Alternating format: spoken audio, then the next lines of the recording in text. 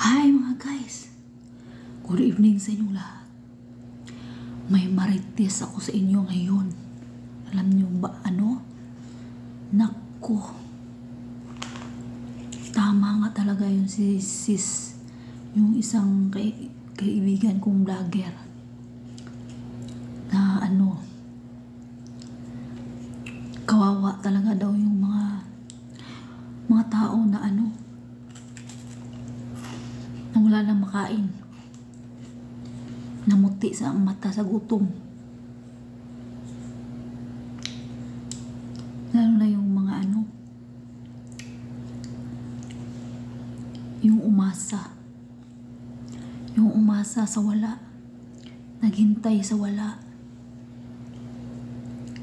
Kaya ganun ano, ang tao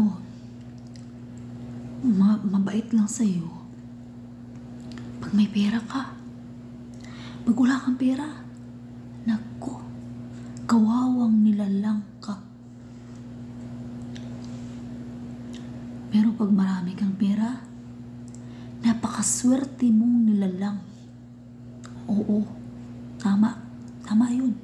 Ganun talaga, maswerte ka. Dahil kahit anak mo, kaibigan mo, pag wala ka na, hindi ka bibigyan ng pera. Kaya yun sinasabi ko, kawawang nilalang ka pag wala kang pera. Mamuti na yung bulbul mo, pati yung buhok mo sa kakayod. Tumanda ka na, tapos wala kang ipon, kawawang nilalang ka. Ay, totoo talaga yun. Yung totoong marites. Yung marites ko sa inyo. Siya nga pala mga guys. Kape muna tayo. Oh, kape with milk yan. Ha? Mayaman ako ngayon kasi ang kape ko hindi gawa. Coffee talaga, yung black coffee na mayroong milk. Oh, di ba? Ano kayo dyan?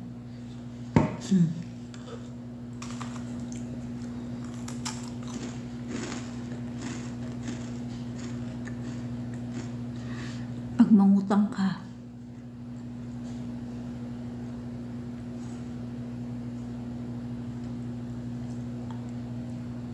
hindi ka papahiramin. Bakit? Tatanungin ka muna. Ay nako, ang hirap ng buhay na walang pera.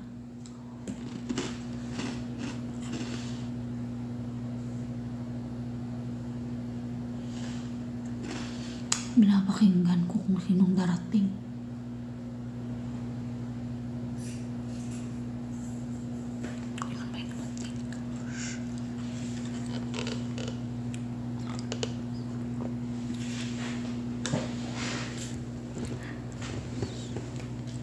Marites muna tayo.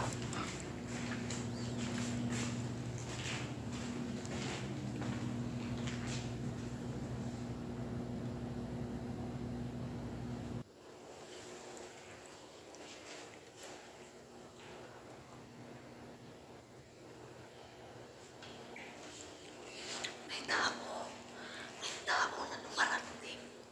Hindi ko alam kung sino, si Papa o yung babae. Siguro si Papa.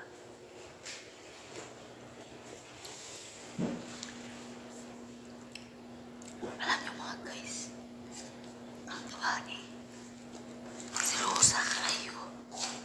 Ay, sa ganda ko ba kasi naman.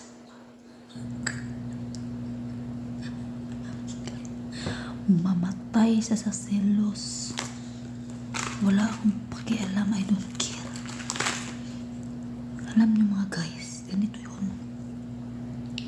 Kasi umaga yun eh. Umaga yun, may marites ako sa inyo ngayon. Marites tayo. Saka mamadali. Saka mamadali ko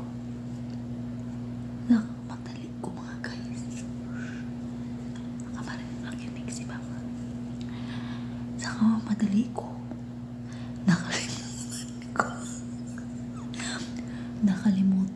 magsuot ng uniform sa baba.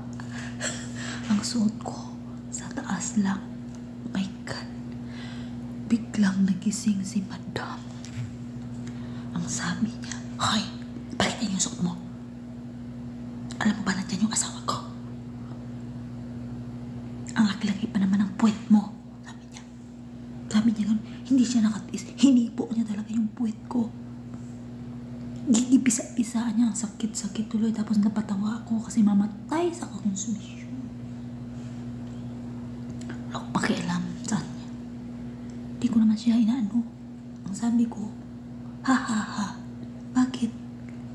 Anong problema? Wala naman yung asawa mo. Oh, diba?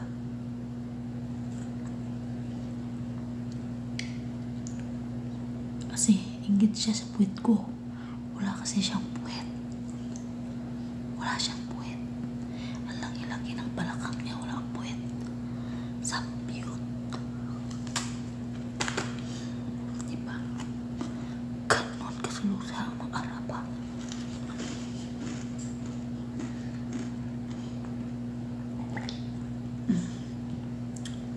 Pero ang pinakamasakit mga guys, yung nagsasalita ka dito, wala man lang nakikinig sa'yo. Wala man lang nag-comment sa'yo. Yun ang pinakamasakit. Mas masakit pa sa hiniwalayan ka ng tadhana. Diba? Yun ang pinakamasakit mga guys.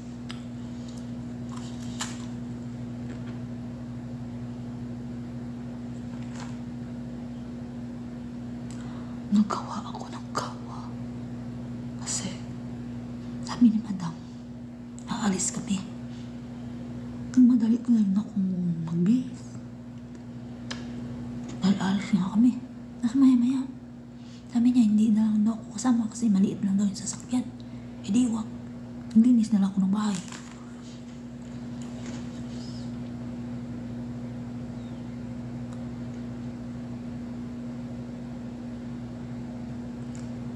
Pakinggan ko kung may darating. Wala naman may dumarating. Wala akong panlasa.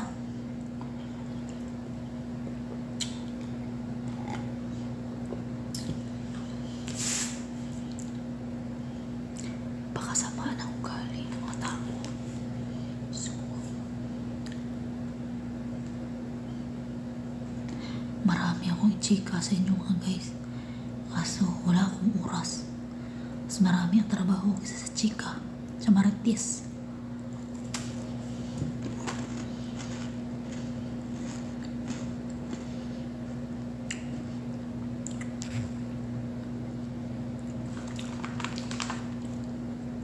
Uy, hala. Sama ba yan? Basta alam na mga guys. Next time na lang tayo mag-chika uli, mag-marites. Kasi baka nakikinig yan si Baba sa pinto.